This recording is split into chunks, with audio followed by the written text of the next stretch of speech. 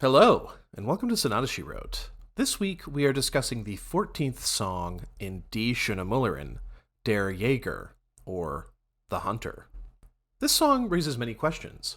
The most prescient is about what is happening in the miller's mind. What does he really want? The music is, likewise, a little confusing. Although not a canon or any other type of contrapuntal form, the miller is nevertheless chasing the hunter. Contrapuntal sections are often a part of music da caccia, but it's notable how half-hearted many of the attempts are. The miller will put on a chase, but then quickly give it up as hopeless. Was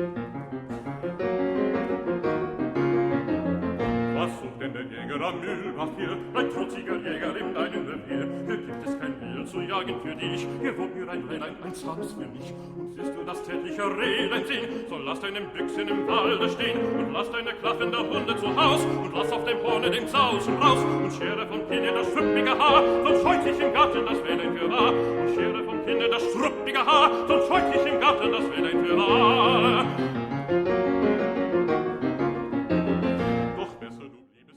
Although quite obviously angry, even spitting with rage, really, the words are spilling out of the miller, he finds himself giving the hunter advice on how to catch his fawn. Of course, the miller is not really speaking directly to the hunter. This is an imagined dialogue. But still, he advises him to leave his gun and hounds behind, and to shave his chin, before seeming to come to his senses and revert to asking the hunter to just stay away. There's so much happening here with masculinity and the imagined rivalry between the miller and the hunter. The hunter is everything the miller is not, strong and burly, sort of a bear, if you will. While we know the miller in Am Feierabend has already bemoaned his lack of strength as a potential reason why the Müllerin does not pay him any mind. Your lack of muscles or inability to grow facial hair is not the problem here, my guy. I promise. I've made the comparison so many times before, but it's amazing the correlation with modern-day incels, and it's surprising, at least to me, that this was obviously an issue even 2 centuries ago. Schubert finished the song cycle in September 1823, exactly 200 years ago. This is striking evidence, if any more were needed, of how damaging an androcentric hegemony is, even to men.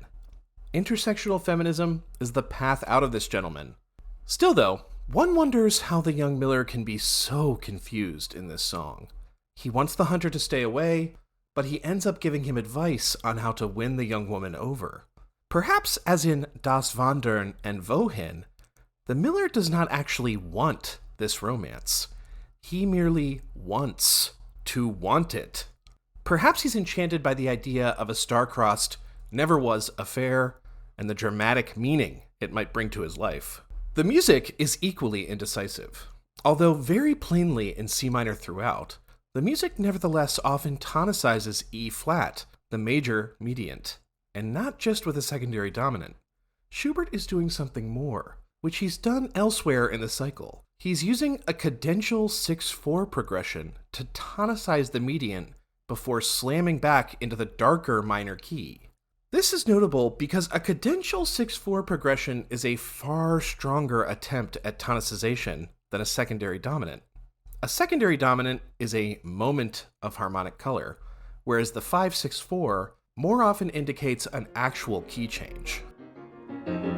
Doch besser du bliebest im Walde dazu und ließest die Mühlen und Müller in Ruhe. Was taugen die Fischlein im grünen Gezweig? Was will da das Eichhorn im bläulichen Teich? Und bleibe du trotziger Jäger im Hain und lass mich mit meinen 3 Rädern allein. Und wirst meinem Schätzchen nicht machen beliebt, so wisse mein Freund, was ihr Herzen betrübt. Die Eber, die kommen zur Nacht aus dem Hain und brechen in ihren Vorgarten ein und treten und wühlen herum in den Feld. Die Eber, die schießen, du Jägerheld!